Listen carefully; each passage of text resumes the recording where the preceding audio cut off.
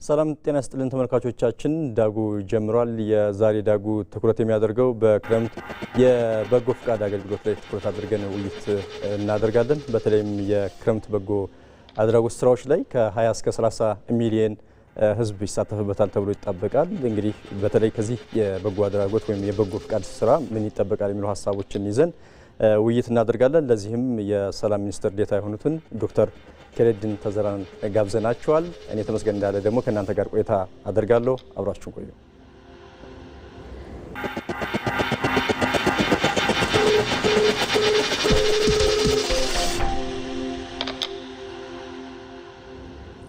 ዶክተር እንኳን ደህና መጡ። እንኳን ደህና ቆይ።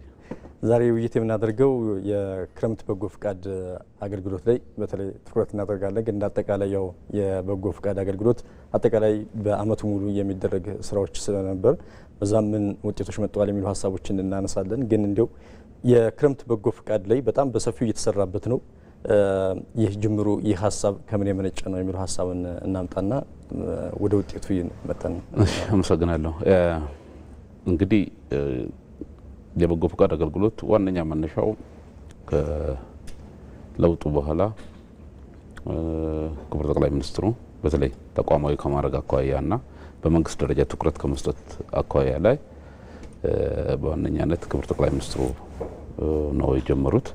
ነገር ግን እንደ ሀገር ባህል ደግሞ በሁሉም ባህሎች በሁሉም እምነቶች የመደጋገፍ የመረዳዳት ሰው ብቻ በማሰብ በእምነት በብሔር በአካባቢ በጎሳ በክልል ሳንታጠር የመረዳዳት ባህሉ በኢትዮጵያ ውስጥ ለረጅም ጊዜ የቆየ እሴት ነው። የማህበራዊ ትስስራችን የአብሮነታችን ዋነኛ መገለጫ ከሆኑት ኩነቶች ውስጥ አንዱ ነው። ይሄ እንግዲህ በተለምዶ ኢ መደበኛ በሆነ መልኩ እንደ አንድ ባህል እንደ አንድ እምነት ሁሉም ህዝቦቻችን ጋር የምናየው ነው። ነገር ግን በመንግስት ደረጃ ላይ ደግሞ ባለፉት 78 ዓመታት ይህንን ነባር ማህበረ ባህላዊ እሴት ከፍ አድርጎ በመንግስት ደረጃ ትኩረት ተሰጥቶ በመሪዎች ደረጃ በቁልፍ ዋነኛ የመንግስት ቁልፍ ስራ ተደርጎ የተካሄደበት አንዱ መንገድ በዚህ አመት የበጎ ፍቃድ ሲጀመር የምታስታውስ ከሆነ ክቡር ጠቅላይ ሚኒስትሩ ማህበራዊ ትስስራችንና አብሮነታችን ለማጠናከር በሚል ነው። መንግስት በዋነኛነት ሰው ተኮር ነው። እንግዲህ አንድ ነገር ስንሰራ እዚህ ሀገር ላይ በሀገራችን ውስጥ ያሉ የፖለቲካ ስብራቶችን መጠገን በሚያስችል መልኩና የሀገረ መንግስታችንን ጥንካሬ ማምጣት በሚያስችሉ ስራዎች ከሚሰራባቸው መንገድ አንዱ ነው የሚል እምነት አለኝ። መንግስትም በዛ መነሻ ነው እያደረገ ያለው። እንደምናውቀው ያሳለፍናቸው የፖለቲካ ትርክቶች የፖለቲካ ኩነቶቻችን አለድል ሆኖ በህዝቦቻችን መካከል ያሉትን ትስስሮች ከማጠናከር ይልቅ የነበሩ ማህበረ ባህላዊ እሴቶቻችንን የመጉዳት አዝማሚያ የነበራቸው ናቸው። ሰው የራሴ የሚለውን እንጂ ሌላኛው የሚለውን በኮቴሽን በአይነ ቁራኛ እንዲያ የሚያስችሉ የፖለቲካ ስርዓቶች አሳልፈናል እና ያንን ለመጠገን ከሚያስችሉ ስራዎች ውስጥ አንዱ በአካባቢ በባህል በእምነት የተሻገረ ሰው ተኮር የሆነ ስራ መስራት ያስፈልጋል የሚል መነሻ አድርጎ መንግስት እየሰራቸው ካለው ስራዎች ውስጥ አንዱ የበጎ ፍቃድ አገልግሎት ነው እና ባለፉት አመታት እነዚህን ማህበራዊ ትስስሮቻችንን እንዲያጠናክሩልን በፖለቲካ ውስጥ ያሳለፍናቸው ቁርሾች መነቋቀሮች ሳናስብም ወይ በክልል ወይ በብሔር ወይ በባህል ወይ በእምነት ወይ ደግሞ በጎሳ እንዲያጥሩን አድርገው የነበሩ ጉዳዮች የሚገዳደሩን የነባር እሴቶቻችን የሚገዳደሩ ለመፍታት በሚያስችል መልኩ ዜጎቻችንን በአብዛኛው ዜጎቻችንን ላለፉት አመታት በሰፊ እንቅስቃሴ ወይም ንቅናቄ ሞቢላይዜሽን በበጎ ስራ ውስጥ እንዲሳተፉ ሲደረግ ቆይቷል። ክረምትን ደግሞ ታሳቢ ተደርጎ ክረምት እንደምናውቀው ለኢትዮጵያውያን በጣም ልዩ ጊዜ ነው። ትምህርት ቤቶች ይዘጋሉ። አንድ መንግስት መስሪያ ቤቶች በተወሰነ ሰዓት ሰው ያገኛል። ከፍተኛ ትምህርት ተቋማትም ይዘጋሉ። ተማሪዎች ረፍት ጊዜ ያላቸው ማለት ነውና ያን ጊዜያቸውን ሀገርና ሀገራቸውን በሚገነባና ማህበራዊ ስራችን በሚያጠናክር መልኩ ማከናወን አለበት የሚል መንግስት ቁልፍ ስራ የመስራት ስራ ይጠቀምበታል። ቅድም አንተም እንዳነሳው ክረምት ላይ ታጠረ አይደለም ስራው አመቱን በሙሉ በመደበኛ ይከናወናል። ነገር ግን እነዚህን የክረምት ጊዜ እንደምናውቀው ለምሳሌ ከሚሰራባቸው ስራዎች ውስጥ አንዱ ክረምት ጊዜ ቢኖረውም በሌላ በኩል ዝናብ አለ። ቤታቸው ደሳሳ የሆኑ ሰዎች መጠለያ ትንሽ ደከም ያሉ ሰዎች ደግሞ ብርድ መቋቋም አይችሉም እና እነዚህን ስራዎች አንዱ ለአንዳችን ተሻግረን በመስራት ዜጎቻችን ክረምቱን በጣም በጥሩ ጊዜ እንዲያሳልፉ በማድረግ ከራስ በላይ አርገህ ምሰራ ከሆነ ከራስ በላይ ተሻገረ ምሰራ ከሆነ ሌላ ብለ የምታስበው የራስ ይሆናል ወደ ሌላ አታስበው ማለት ነውና ይሄን ትልቅ እሴትና በዚህ ከፍ ባለ ሀገራዊ ስሜት በመስራት ሂደት ውስጥ ላለፉት አመታት በርካታ ስራዎች ሲሰሩ ቆይተዋል። ቀደም በመጥቀሳቸው በተጨማሪ ሁሉንም የህብረተሰብ ክፍል ነው በነገራችን ላይ የበጎ ፍቃድ እያካተተ ያለው አሁን እንደምናየው ዘንድሮ ቅድም በኋላ እናነሳዋለን። ህጻናቶች ይሳተፉበታል፣ ወጣቶች ይሳተፉበታል፣ ሴቶች ይሳተፉበታል፣ ከፍተኛ ትምህርት ተቋማት ላይ ያሉ ጨርሰው ወደ እረፍት የሚመጡ እነዚህ ሁሉ የሚሳተፉበት ሂውጅ የሆነ ከፍተኛ የሆነ ሞቢላይዜሽን በማድረግ በበርካታ የስራ አይነቶች ላይ በመሳተፍ በአንድ በኩል አካባቢን መጠበቅ፣ በሌላ በኩል ትስስርን ማጠናከር፣ በሌላ በኩል ደግሞ በመንግስትና በህዝብ መካከል ያለውን ደግሞ ትስስር ማጠናከርና ኢትዮጵያውያን ሁሌ ለሀገራዊ ጥሪ ምላሽ ከሚሰጡባቸው ግዙፍ እንቅስቃሴዎች አንዱ የበጎ ፍቃድ አገልግሎት እየሆነ መጥቶ አሁን ደግሞ ኢቭን ባህልም እስከመሆን ጭምር አንዳንድ ሴክተሮች ላይ አሁን አንዳንድ አካባቢዎች ላይ ብታየው እንደ ሀገርም ባህል ሆኖ መደገፍ የግሉ ባለሀብት ካለው ሀብት እየቀነሰ ለእህትና ወንድሞቹ የጎንዮሽ የሚሰጥበት መንግስት በጠራ ሰዓት ሁላ ሁሉም ዜጎች አዎንታዊ መልስ በመስጠት የሚንቀሳቀሱበትና በትንሽ ጥሪ ብዙ መልስ የሚሰጥበት ወደ ባህል እየተሸጋገረ ያለ ጥሩ እሴት ሆኖ መጥቷል የሚል እምነት አለኝ። እንዳሉት በህብረተሰቡ ቀደም ሲል የሚይዟቸው የነበሩ የበጎ ባህል እሴቶችም የነበሩት ነው። ነገር ግን አሁን ላይ በተለይ ከመደመር እሳቤ ጋር አብሮ ስንመለከተው እንዴት አብሮ የሚሄዱ ናቸው ብለን ማሰብ እንችላለን? ቀደም እንዳነሳሁት መነሻው ያው ጠቅላይ ሚኒስትሩ እንደ መንግስትም እሳቸውም እንደሚመሩት ፓርቲም አንዱ ቁልፉ የዚህ ሀገር አሁን አዲስ እሴት ሆኖ አዲስ አስተሳሰብ ሆኖ እየመጣ ያለው እና መሰረት እየያዘ ያለው መደመር ነው። መደመር እንግዲህ በመሰረታዊ እሳቤው አንዳችን ለአንዳችን ተገናኝተን ሀሳባችን፣ ሂሳባችን፣ አቅማችን፣ አቋማችን ስናስተሳስር ጠንካራ አቅም እናመጣለን። ሲነርጂ የምንለው ማለት ጠንካራ አቅም እናመጣለን የሚል አስተምሮት ያለ ነው።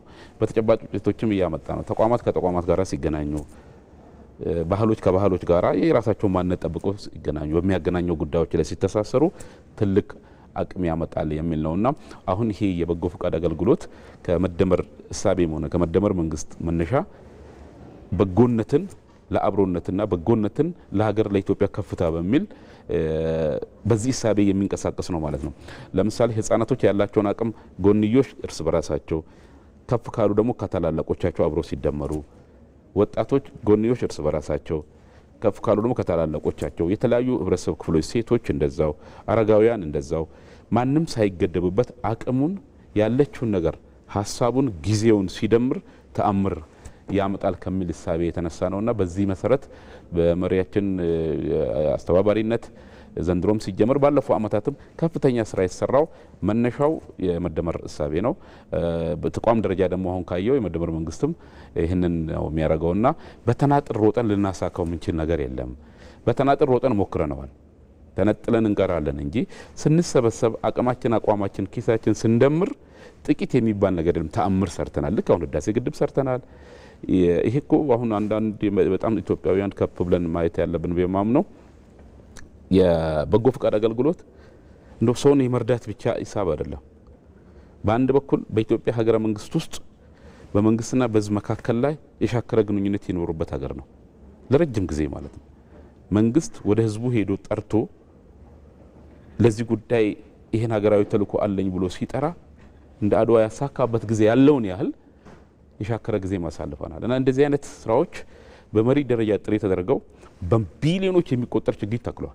ህዝባችን በበጎ ፍቃድ ነው፣ ጉልበቱ ነው። በገንዘብ ብትደምረው አንድ ችግኝ በቀን ሰራተኛ በትንሹ አሁን ባለው ሂሳብ በ600 ብር ብታስበው በ20 በ30 ሚሊዮን የሚጠጋ ሲንቀሳቀስ 67-80 ቢሊዮን ብር ነው ማለት ነው ኢንቨስት ያደረገው። በቀን ሙሉ ሲተክል የምታየው ዝናብና ውርጩን ሳይተሳያን ማለት ነው። እና ይሄ ስንደመር ነው ይህን ሀገር መለወጥ የምንችለው፣ ብቻችን ስንቆም አይደለም የሚለው እሳቤ መነሻ በማድረግ የሚሰራ ስራ ነውና መነሻውም የመደመርና የአብሮነት እሳቤ ነው። ፕሮጀክቱ አውትካሙም ውጤቱም አብሮነትን የሚያጠናክር ነው። ነገን ተስፋ ስታስብ ነው እንደዚህ አይነት ስራ የምትሰራው። መኖር ተስፋ ሲኖር ነው ጊዜን ሰውተ በክረምትም በሌላም ጊዜ ለበጎነት የምትሄደው። በሌላ በኩል ደግሞ ሌላኛው ያላልከው ወገን የኔ ነው ከሚል እሳቤም ጭምር ነው ማህበራዊ ትስስር ያልነውና ስለዚህ በዚህ መነሻ የዚህ የሐሳቡም ጥንስስ በተለይ በተቋም ደረጃ በመንግስት ደረጃ በአቋም ደረጃ በኢትዮጵያ ታሪክ ውስጥ 3000 ዓመት ምናምን የቆየ አገር ነው። ቀደም እንዳልኩት ማህበረ ባህላዊ እምነቱ ታሪኩ ባህሉ ይሄ ሴት አለው። መንግስታት ግን ለሀገረ መንግስት ግንባታ ቁልፍ ወንድማማችነትና እህትማማችነት ነው የሚያኖረን በሚል ስቦ በመንግስት ደረጃ በኃላፊነት ሲሰሩ ግን የመጀመሪያው ነው መነሻው ቀደም እንዳልኩ መደመር ነው። በዛ ሐሳቤ ድረስ የሚሰራ መሆኑን ለማብራራት ነው። እንግዲህ እንዳሉት ባለፉት 8 ዓመታት በሰፊው ሲሰራበት የነበረና በመደመር መንግስትም እንደ ተቋም ሰፊ ስራዎች የተሰሩበት ነው። ከዚህ አንጻር ምን ያህል ውጤት መጥቷል ማለት እንችላለን? ባለፉት ዓመታት እንግዲህ በርካታ ስራዎች ተሰርተዋል። በውጤት ስንመዝነው በሁለት መልኩ መውሰድ ይቻላል።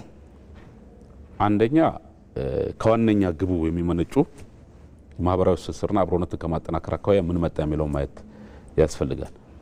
በሌላ መልኩ በጂዲፒ ውስጥ ቢደመር በየክረምቱ ላይ የሚወጣው ጉልበት በገንዘብ ሲተመና ተደራሽ የሚያደርገው ህብረተሰብ በቢሊዮኖች የሚቆጠሩ ገንዘቦችን ነው ሴቭ ያደርጋል። ይሄ ለሌላ ለምሳሌ እያንዳንዱ ችግኝ በገንዘብ መትከል አለብን። የምርጫ ጉዳይ አይደለም፣ መትከል አለብን። ምክንያቱም እኛ በአብዛኛው በዝናብ ጥገኛ የሆነ ኢኮኖሚ ውስጥ ነው ያለነው። ሁለተኛው ደግሞ የክላይሜት የምንለው የአየር ንብረት ለውጥ ዓለምን እየፈተነ ነው። የአየር ንብረት ለውጥ እህል ከማምረት የሰላም ችግርም ነው። ሰው የሚበላው ነገር ካጣ ሊባላ ይሄዳል። ስለዚህ መትከል የግድ ነው። በቃ መንግስት አስቦ በጀት ይዞ ችግኝ መትከል አለበት።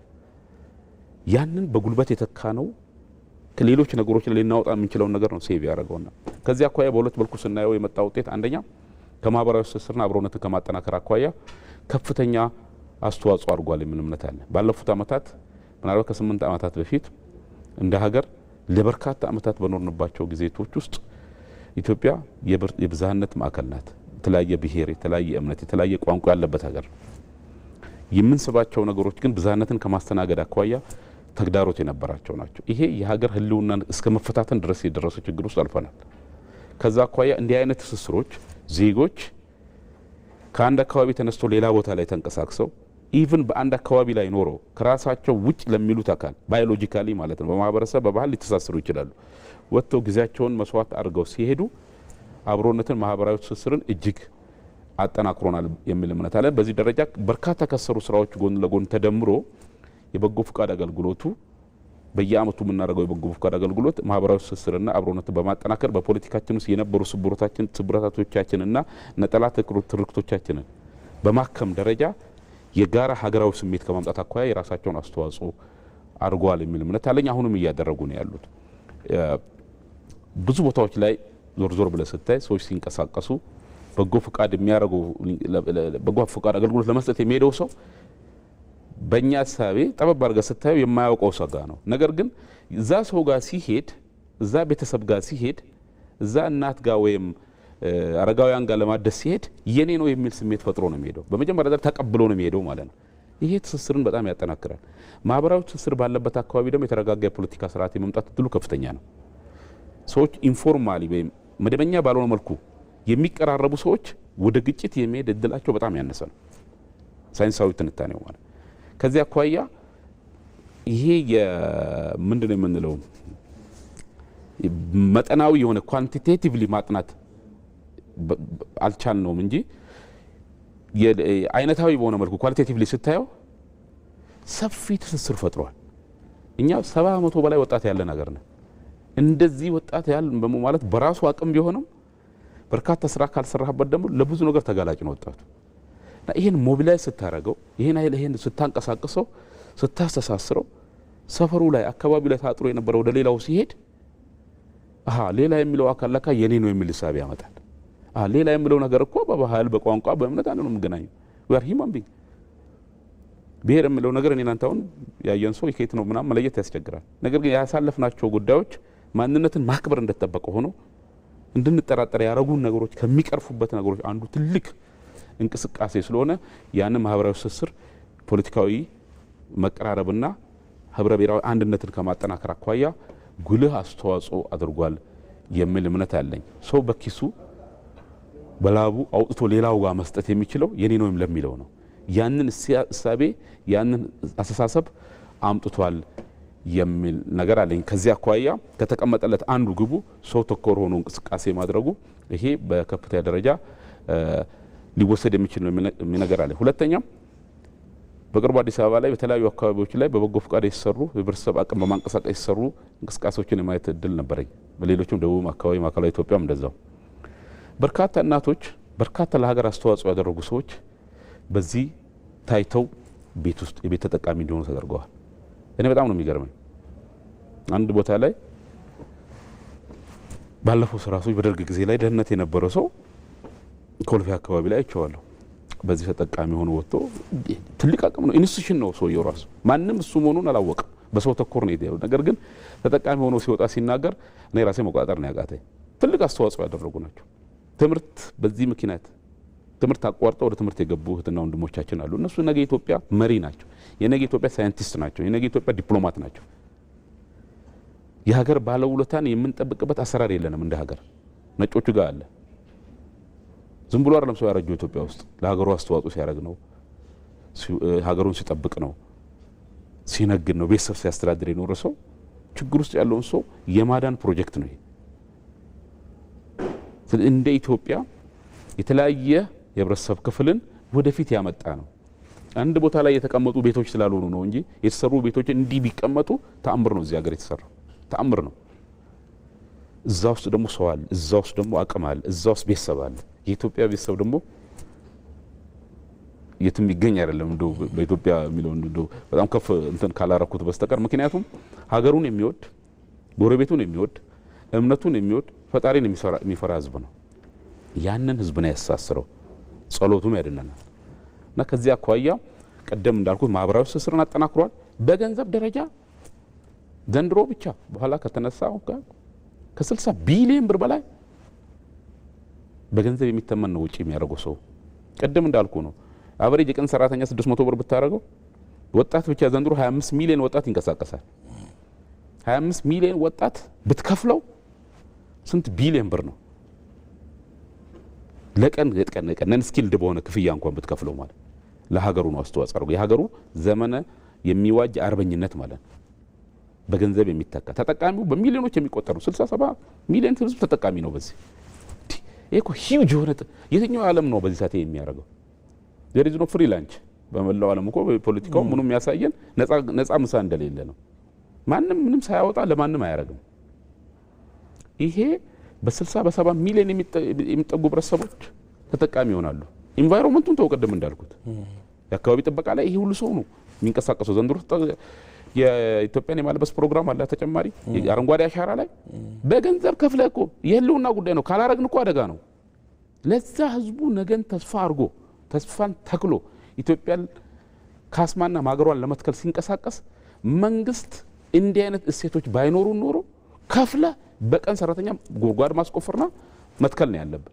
ያንን የሚተካ ገንዘብ ነው። ሂውጅ መኒ ነው። ሂውጅ መኒ ነው። ይሄ ካለን ከጂዲፒ ተቀንሶ ከበጀታችን ተቀንሶ ቢኬድ በርካታ ስራዎችን ማቋረጥ ነበረብን ማለት ነው።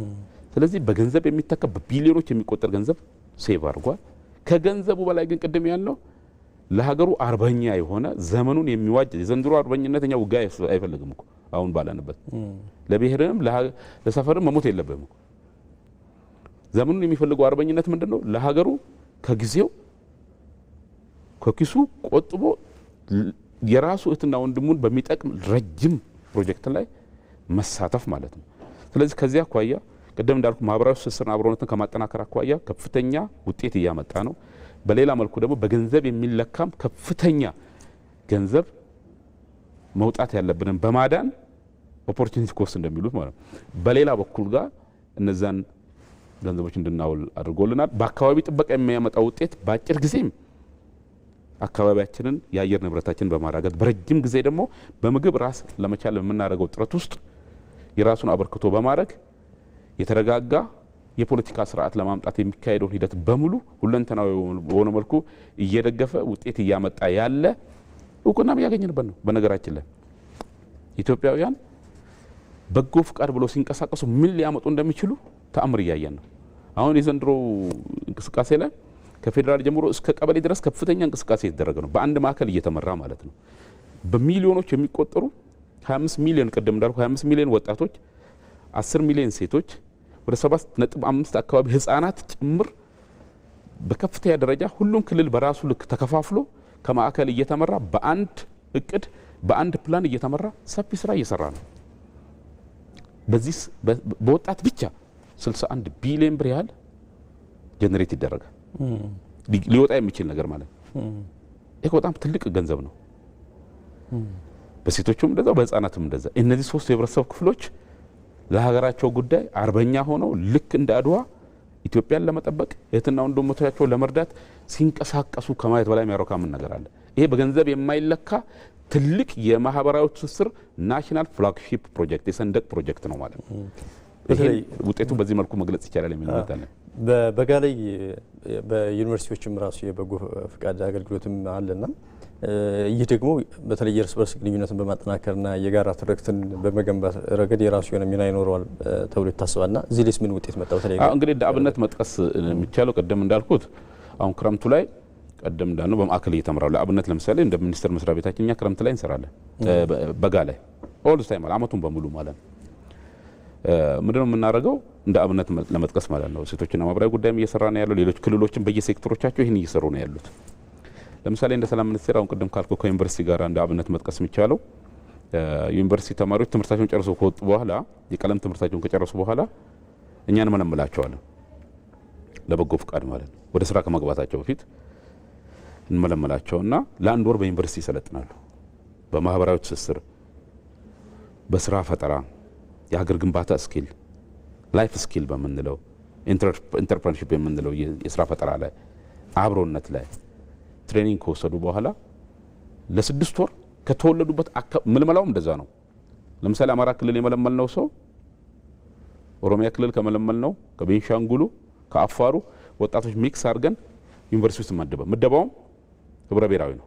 ለአንድ ወር ይሰለጥናሉ። አሁን ባልኩ ኮርስ ከሰለጠኑ በኋላ ከተወለዱበት አካባቢ ውጭ ደግሞ ለ6 ወር ይሰማራሉ። ሆስት ፋሚሊ ያላቸው የሚቀበላቸው ቤተሰብ ማለት 6 ወር ማለት እዛ ሄደው ቆይተው አገልግሎት እየሰጡ መጠነኛ ፖኬት መኒ ነው የምንሰጣቸው። የኪስ ገንዘብ ማለት ነው። ነፃ ነው። የኔ አይደለም የሚሉት ጋር ነው የሚሄዱት። 6 ወር የሄዱበት ቤተሰብ ጋር ሲያርፉ የሄዱበትን ቤተሰብ ባህልና ታሪክና ቋንቋና እምነት ይማራሉ። የራሳቸውን ደግሞ ያስተዋውቃሉ። ከ6 ወር በኋላ ከመጡ በኋላ ብታገኛቸው በተለያየ መድረክ መልሰን እናገኛቸዋለን። አንዳንዶቹ እንዶ በሚገርም ሁኔታ ከአማራ ክልል መጥተው ከቤንሻንጉል መጥተው ጋምቤላ መጥተው አፋን ኦሮሞ ኦሮሚያ ላይ ከቆዩ አፋን ኦሮሞ ተምረው ያረፉበት ማህበረሰብ ጋራ ትስስር ፈጥረው ደቡብ ኢትዮጵያ ላይ ሄደው ደግሞ እንደዚህ ወንድማቸው ወጣት ያረፉበት ማህበረሰብ 6 ወር ሲቆይ ታሪክና ባህሉን አጥንቶ መጽሐፍ ጽፎ ወጣ አሳትሟል። ሌሎቹ ደግሞ ሌላ ቦታ ላይ ሄደው ደቡብ ምዕራብ ሄዱትና ወንድሞቻችን ደግሞ ከሄዱበት አካባቢ እዛው ከቆዩ በኋላ 6 ወር ከቆዩ በኋላ ውሃ አጣጫቸውን ይዘው የተጋቡ አሉ። ሀረር ላይ እንደዛው፣ ድሬዳዋ ላይ እንደዛው፣ አዲስ አበባ ላይ እንደዛው። ከዩኒቨርሲቲ ከመጡ በኋላ ይሄንን ተጨማሪ ኤክስትራ ከሪኩላር የምንለው ከከሪኩለም ትምህርት ካገኙ በኋላ የማህበራዊ እውቀታቸው፣ የባህል እውቀታቸው፣ የቋንቋ ክህሎታቸው ልሳነ ብዙ ሆነው ህብረ ብሔራዊ አንድነትን የሚያጠናክር ብዝሃነት እሳቤም ክህሎትም ያለው ወጣት ሆነው ወደ ስራ ሲገቡ የትኛውም ኢትዮጵያ የራሱ የኔ የሚለው ሳይሆን ሁሉም ቦታ የሁሉም ሁላችንም ለሁላችንም የሚል እሳቤ አሳድገዋል። ባለፈው 4 ዓመት ብቻ በመቶ ሺህ የሚቆጠሩ 100 ሺህ አካባቢ ወጣቶች በዚህ መልኩ ትሬኒንግ አድርገዋል እና ውጤቱን አይተናል። በቅርቡ ለልምድ ልውውጥ መልሰን አንድ ያህላቸውን ጠርተን ነበር እንዳሉ ምናይና ባህር ዳር የመጣ ወጣት ነበርና ሀሳብ ሲሰጠን በህዝብ ባለበት የፓርላማ አባላት ባሉበት ነበር ሀሳብ ሲሰጠን የነበረውና ብዙ ችግሮች ይገጥሙና እንደ ክልል ያለው እኔ ግን በየትኛውም ነገር ላይ ወደ ግራና ቀኝ የሚያሰላስል አቋምና ክህሎትና አስተሳሰብ እንዳገኝ አርጎኛል ብሎናልና ሌሎችም ልክ እንደዛው የትኛ ነገሮች አይወስዱኝም። መላው ኢትዮጵያ ላይ አንድ እንደውም ከሐራሪ የሄደ ልጅ ጎንደር ነው የቆየው፣ ሰሜን ጎንደር አካባቢ ላይ ብዙ ጊዜ ደባር ገጠር ውስጥ እና ቆይቶ ከመጣ በኋላ እዛም ሄዶ የቆየበት ወረዳው አስተዳዳሪ ነው አፋን ኦሮሞ አስተምሮታል እና ይደዋወላሉ። አሁን ሲሄድ ምንም እኔ ራሱ አማርኛ አልችልም ነበር አለ። እሱም አማርኛ ተናጋሪ ነው ለራሱ ልምድ ሲያቀርብልን፣ እዛ ደግሞ ያለው ወንድሙ ሲደውልልኝ ራሱ በአፋን ኦሮሞ ነው የሚያናግረኝ አለና ወንድሞና እህቶቼ እኛ ኢትዮጵያውያን ወጣቶቻችን ላይ ከሰራን በዚህ በበጎ ፍቃድ በዚህ ያህል ከተንቀሳቀስ መሰረታችን በጣም አስተማማኝ ነው። ህብረ ብሔራዊነታችን አስተማማኝ ነው። የትኛውም ቤት ገብተን ቤት ለእንግዳ ብለን አድረን በልተን የምንወጣ ህዝቦች ነን። ከመስጊድ ወጥተን ቤተክርስቲያን ስንጠራራ በሰርጋችን በባህላችን በእምነታችን የምንተሳሰር ነን። ይህን እሴት አጎልብቶ ለማስኬድ ታሳቢ ያደረገ በጎ ፍቃድ አገልግሎት በዚህ ሀገራዊ ስሜት ከፍ ባለ ስሜት ማየት ያለ ዘንድሮም ሲጀመር ክቡር ጠቅላይ ሚኒስትሩ ማህበራዊ ትስስራችንና አብሮነታችን ለማጠናከር በሚል የያዙት ባለፈው ዓመታት የመጡ ውጤቶቻችን ናቸውና በበጋ ሰዓት በዩኒቨርሲቲዎች የሚሰራው ስራም ዩኒቨርሲቲዎቻችን በርካታ ከሚሰሯቸው መማር ማስተማርና የምርምር ስራዎች ጎን ለጎን በዚህ ሀገራዊ ታላቅ ፕሮጀክት ውስጥ እንዲሳተፉ በማድረግ ጉልህ ውጤት እያመጣን ነው የሚል እምነት አለኝ። በጣም ሰፊ ውጤት እንደመጣበት በተለያዩ መድረኮችም ስንመለከት ነበር። የኢፌዴሪ ጠቅላይ ሚኒስትር አብይ አህመድም የዘንድሮውን የክረምት በጎ ፍቃድ ባስጀመሩበት ወቅት ያደረጉት ንግግር ነበር። የተወሰነውን ሰምተን ተመልሰን ውይይት እናደርጋለን።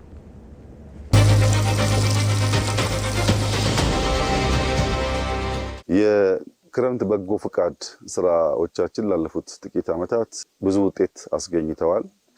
የክረምት በጎ ፍቃድ ስንል የእጅ አጠር ሰዎችን ቤት እንጠግናለን፣ እናድሳለን፣ እንሰራለን።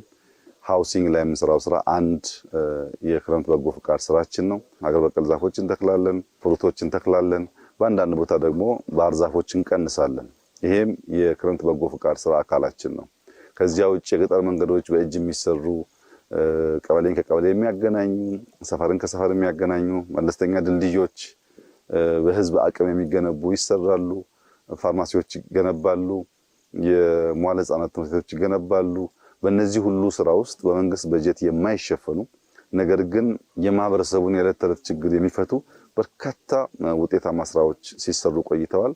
አሁን ዘንድሮ ወሊሶ ላይ የኛ ቢሮ እዚህ ስፍራ ላይ መጠነኛ ቤቶች ይገነባል። ልክ አምና በማዕከላዊ ኢትዮጵያ እንደጀመርነው ስራ ማለት ነው። ታስታውሱ እንደሆነ ወልቂጤ ላይ፣ ስልጤ ወራቤ ላይ፣ ሀዲያ ላይ፣ ከምባታ ላይ ሰርተን ነበር። ያ ስራ ደግሞ ዞኑ፣ ክልሉ፣ ወረዳው ህዝቡ እያስፋፋው ቁጥሩ እያደገ የሚጨበጥ ውጤት እያመጣ ነው። ዘንድሮ ደግሞ እዚህ ወሊሶ ላይ አስጀምረናል። ተስፋችን በሁሉም ክልሎች፣ በሁሉም ዞኖች፣ በሁሉም ወረዳዎች እያንዳንዱ ማህበረሰብ ተባብሮ የእጅ አጠር ሰዎችን ቤት ይሰራል፣ ትምህርት ቤቶች ይገነባል፣ መለስተኛ በሎካል አቅም የሚገነቡ መንገዶች ይገነባል፣ ድልድዮች ይገነባል፣ ፋርማሲዎች ይገነባል፣ ጤና ኬላዎች ይገነባል። እነዚህ ስራዎች ተሰናስለው መንግስት በበጀት በእቅድ ከሚሰራቸው ጋር ሲደመሩ ነው የኢትዮጵያን ብልጽግና የሚያረጋግጡት። የኢትዮጵያ መንግስት ባለው በጀት ባለው የገንዘብ አቅም ብቻ ሊረጋገጥ የሚችል ብልጽግና የለም። ብልጽግና የሚረጋገጠው ያለን ትልቁ ሀብት ሰዋችን ነው። 130 ሚሊዮን ህዝብ ያላት ሀገር ናት። ይሄ ህዝብ ሲሰበሰብ ጉልበቱን፣ ሀብቱን፣ ዕውቀቱን ሲደምር በጣም በርካታ ችግሮች መፍታት ይችላል።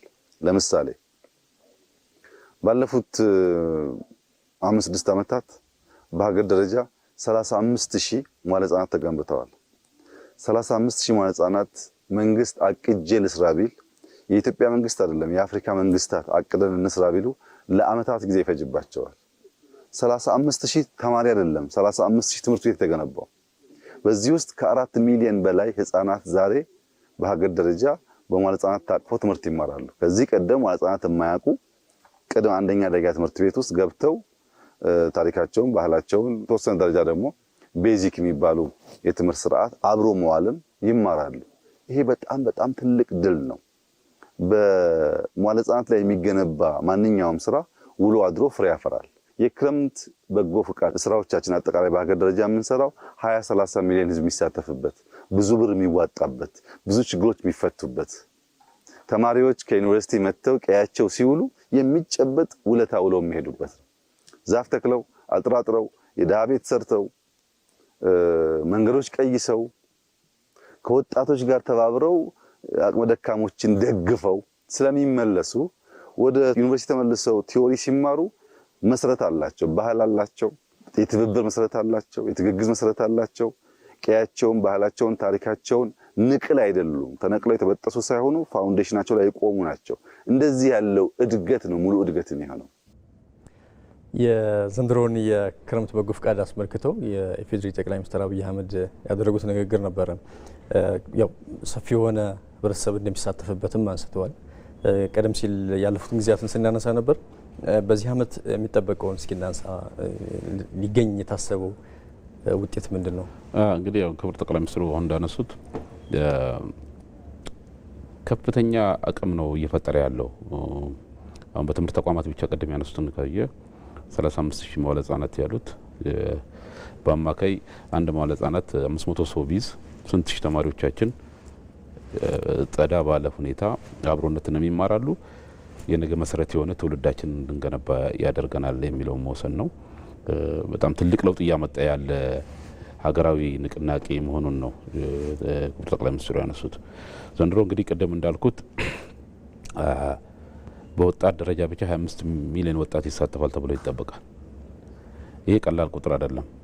በተለያየ ክልል ደረጃ ላይ በክልሎችና ከተማ አስተዳደሮች ይህን ቁጥር በየራሳቸው ተጨባጭ ወስደው ወደ እቅድ አውርደው ክቡር ጠቅላይ ሚኒስትሩ ካስጀመሩ በኋላ አሁን ክልሎች በስፋት በየራሳቸው ክልል ከተማ አስተዳደሮች ጀምረዋል።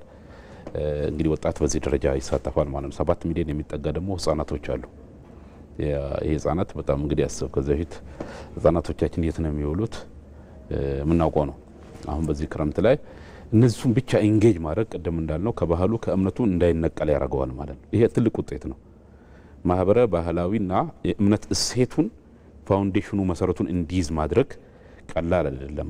ወደ ትምህርት ቤት ሲገቡ መደበኛ ትምህርታቸውን ሲያመጡ ቀለም ብቻ ሳይሆን ማህበር ባህልና ቋንቋን መሰረት ያላቸው ወጣቶች ናቸው ማለት ሀገራቸውን የሚያውቁ ሀገራቸው የምታውቋቸው የተናበበ ማህበረሰብ እንዲፈጠር ከማድረግ አኳያ ቅድም ያልነው 25 ሚሊዮን 7 ሚሊዮን ወጣቱም 10 ሚሊዮን ደግሞ ሴቶች በከፍተኛ ደረጃ ይሳተፋሉ ማለት ነው። ቀደም እንዳልኩት እቅዱ በማዕከል ነው የሚመራው። አንድ እቅድ ነው። ለክልሎች በየራሳቸው ተጨባጭ ይዘው ወርደዋልና ይህን የሚያህል ህዝብ በሀገር ጉዳይ ማንቀሳቀስ ትልቅ ውጤት ነው። ዘንድሮ ኤክስፔክት የሚደረገው ይሄንን ነው ማለት ነው። ቀደም እንዳልኩት ከገንዘብ በተጨማሪ መንግስት ሊተካቸው ማይችለው ነው። ቅድም ጠቅላይ ሚኒስትሩ እንዳነሱት ማለት ነው።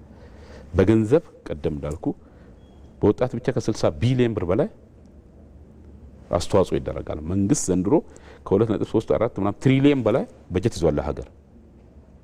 ይሄ ተጨማሪ በጀት ነው ማለት ነው።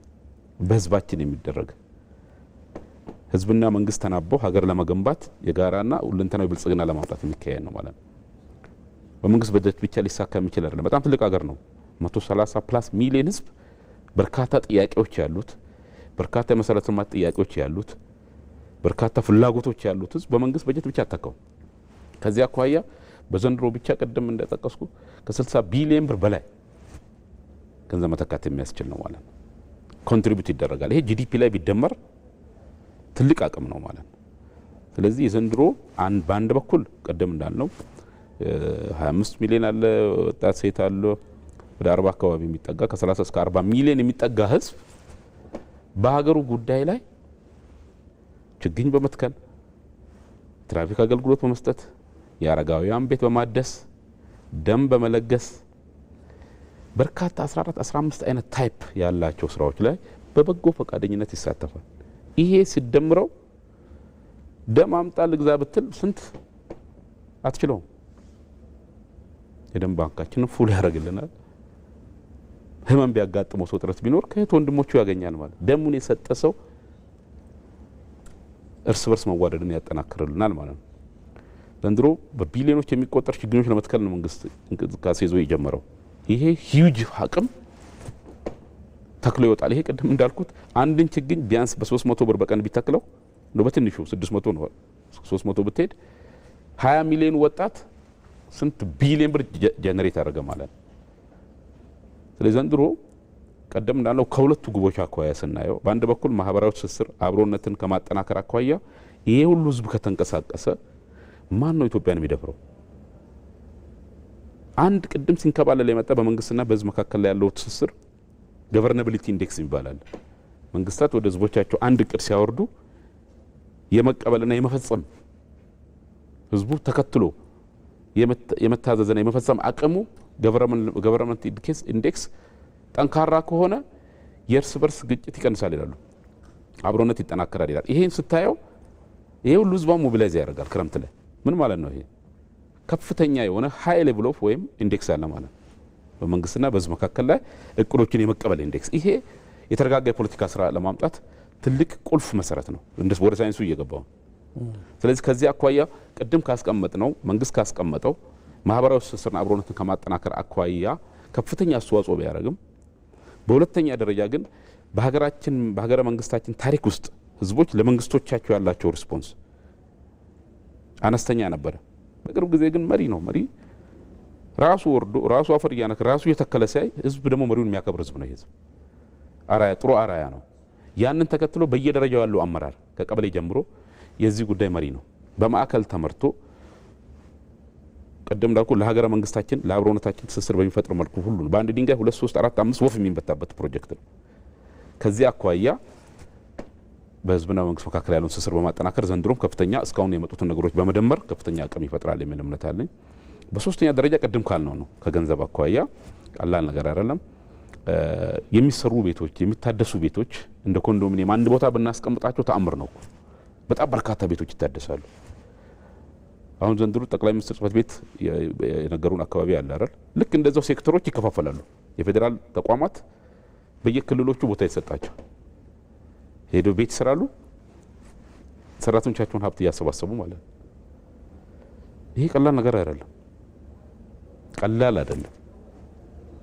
ብዙ ሰዎችን ከነበሩበት ህይወት አንድ ስቴፕ ከፍ የሚያደርግ ስራ ይሰራል ማለት ነው። እና ከዚህ አኳያ ቀደም እንዳልነው ማህበራዊ ትስስርን አብሮነትንና መንግስት መሸፈን በማይችላቸው በኩል ተጨማሪ በጀት ተጨማሪ አቅም ከመፍጠር አኳያ ጀነሬት ከማድረግ አኳያ ሁለቱ ሲደመሩ ትልቅ የሆነ ውጤት በጣም ከፍተኛ የሆነ ውጤት የሚያመጣበት አመት ነው የሚል እምነት አለን። በዚህ ደረጃ እንግዲህ ከ30-40 ሚሊዮን ህዝብ አርበኛ ሆኖ ለሀገሩ ጉዳይ ለእህትና ወንድሞቹ ሀገሩን ለመጠበቅ የሚንቀሳቀስበት ክረምት በመሆኑ ክረምቱ ዝናቡ የህዝብ እንቅስቃሴ ደግሞ ሌላ ሙቀት ሆኖ ህዝባችንን በከፍተኛ ግለት ውስጥ ሞሜንተም ውስጥ የሚያስገባ ታላቅ ንቅናቄ እንደሚሆን ነው እምነት ያለኝ። የተጀመረው ሂደት ይህንን ነው የሚያሳየው በየክልልና ከተማ አስተዳደሮች ውስጥ። ያው ውይይታችንን ለማጠቃለል ያክል በተለይ ይህን ሰፊ ስራ ተቋማዊ ከማድረግና ቀጣይ ሊሰሩ የሚገባቸውን ሀሳቦችን ያካፍሉና ውይይታችን እንግዲህ በተቋማዊ ከማድረግ አኳያ መንግስት የተለያዩ አደረጃጀቶች አጥንቶ ሊያመጣ የሚችልበት እድል ካለ መንግስት የሚሄድበት ይመስለኛል። አሁን በጣም ከፍ ብሎ መመለስ ወደማንችለው ደረጃ ነው እያደገ ያለው። ባህል ሆኗል ብለን ስንል ባህል ፓተርን ነው አይመለስም ማለት ነው። ስታብሊሽ አድርጓል፣ ሰው ይፈልገዋል ነው። አንዳንድ ቦታዎች ላይ ሳይ ከክረምት በተጨማሪ በየጊዜው ለምን የወትሮ ስራ እናደርገውም ይላሉ። እና አዲስ አበባ አሁን በዛ ደረጃ ላይ ተቋም አለው። ቅድም እንዳልኩ ሰላም ሚኒስቴርም በዚህ ይሰራል፣ ሴቶችና ማህበራዊ ጉዳዮችም ይሰራል። ተጨማሪ ምናልባት ይህን አቅም አስተባብሮ መስራት የሚያስችል ሌላ ተቋም የሚያስፈልግ ከሆነ አደረጃጀቱን መንግስት የሚያዩ ይሆናል። በእኔ ደረጃ ግን አሁን ባለን ግንዛቤ በመሪ ደረጃ እና ሁሉም ክልል ርዕሰ መስተዳድሮች፣ ከተማ አስተዳደር ከንቲባዎች እና በየደረጃው ያለው ቀበሌ አመራሩ ጭምር አቅም እየፈጠረ ከፍተኛ ስራ ለውጥ እያመጣለት መሆኑን እያየን ያለው እና ራሱ ይዞታል ማለት ነው። ኢምቤድድ ሆኗል። አሁን ከሰው ጋራ ከአመራሩ ጋራ ፓርት ኦፍ ላይፍ ሆኗል። አሁን በጎ ፈቃደኝነት በቃ የፖለቲካ ዋነኛ ተልዕኮ ሆኗል እዚህ ሀገር ላይ መመለስ የማይችለው ነው እና ጥሩ እድገት ነውና ይህን ማስቀጠል ያስፈልጋል። በዚህ ደረጃ ላይ መንግስት ቁርጠኝነት የሚገርም ነው። በመንግስት በመደመር እሳቤ መሰረት ሰው ተኮር ነው። ሰው ተኮር ብሎ ከሚያሳካባቸው ጉዳዮች አንዱ ይሄ ነው። ስለዚህ እኔ የፖለቲካ ዓላማዬ ማሳካያ ነው ብሏል። እኔ እንደኔ ያሉትን ከዩኒቨርሲቲ ካመጣቸው ሀሳቦች አንዱ ይሄ ነው። ፖለቲካን በመለያየት ሳይሆን በአብሮነት ነው እሳቤ። ይሄ ትልቅ ነገር ነው። ደስ እያለ መሰራው ማለት የፖለቲካ ዋነኛ ፕላትፎርሜ አብሮነት ነው፣ እህትማማችነትና ወንድማማችነት ነው እንጂ በመለያየት አይደለም ነው። ይሄ ኢትዮጵያ ውስጥ ለረጅም ጊዜ ያጣነው ነው። እንደ ፖለቲካ ነው ብለ እንደ ባህል ማህበራዊ አለን ተመስገን ነው። ክርስትናም ጋር ብትሄድ፣ እስልምናም ጋር ብትሄድ፣ ዋቅፈናም ጋር ብትሄድ፣ ሁሉንም የብሔር ብሔረሰቦች ባህል ጋር ብትሄድ እህል አንስቶ ሲሄድ የተቸገረውን ሲያይ ይሰጣል። የኛ ሰው እንደውም በጣም የሚገርም እኮ ነው። ሳይኖረው ራሱ 5 ብር ይዞ 2 ምናምን አካፍሎ ይሄዳል። ለሰጭ እዝጌር ይስጠው ብሎ ነው የሚሄደው። በመስጠት ውስጥ ውበት አለ የሚል ነው። ይህንን ግን ፖለቲካዊ አድርጎ ሀገራዊ አድርጎ በመንግስት ደረጃ ቁርጠኛ አድርጎ ከመያዝ አኳያ የተጀመረበት መንገድ ግለቱን ጠብቆ እንደሚሄድ ነው የማምነው። ያንን አጠናክሮ መቀጠል ነው።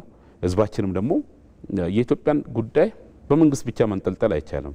አሁን አዲስ አበባ ላይ የተሰሩት ጉዳይ ኮሪደሮች በመንግስትና በህዝብ በመንግስትና በግሉ ሴክተር ጥምር ነው። ሲተባበር ነው ኢትዮጵያ ድህነት ሊቀረፍ የሚችለው። መንግስት ጋር ያለችው እርሾ አነስተኛ ነች። ህዝባችን ግን ትልቅ አቅም ነው። 130 ሚሊዮን ህዝብ አቅሙ እኮ ነው ያለው። አሁን ነጮቹ ጋር ስትሄድ በአንድ አመት እኛ 50 30 እስከ 30 40 ቢሊዮን ዶላር ነው ሊያስወጣ የሚችለን ነገር ነው ሰው ችግኝ የተከለ ያለው። ለዛ እኮ ነው አሁን ኮፕኛ የምናስተናግደው። ምን አይነት ህዝብ ነው? ተአምር እያመጣ ነው። አካባቢያችን ግሪን እየሆነ ነው። ስለዚህ ይሄ በውጤቱን እኛ የረጅም ጊዜ ሳይሆን በአጭር ጊዜም ውጤቱን እያየነው ነው። ከተሞቻችን ሲቀየሩ እያየን ነው። አካባቢያችን ሲቀየር እያየን ነው። በምግብ ራስ መቻል ሂደታችን ሲቀየር ይሄ ማን ነው? መንግስትና ህዝብ አቅማቸውንና አቋማቸውን እየደመሩ እየሄዱ ስለሆነ ይሄን አጠናክሮ ማስቀጠል ያስፈልጋል። በመንግስት በኩል የቁርጠኝነት አለ፣ ህዝባችን ጋር የቁርጠኝነት አለ፣ አመራሩ ጋር የቁርጠኝነት አለ። መላው ሀገራችን ህዝቦች ሀገራችን የምትድነው ሀገራችን የምትበለጽገው ሀገራችን ወደፊት የምትሄደው በሁላችን አቅምና አቋም ድማሬ መሆኑን ታሳቢ በማድረግ አጠናክሮ መሄድ ያስፈልጋል የሚል እምነት አለን።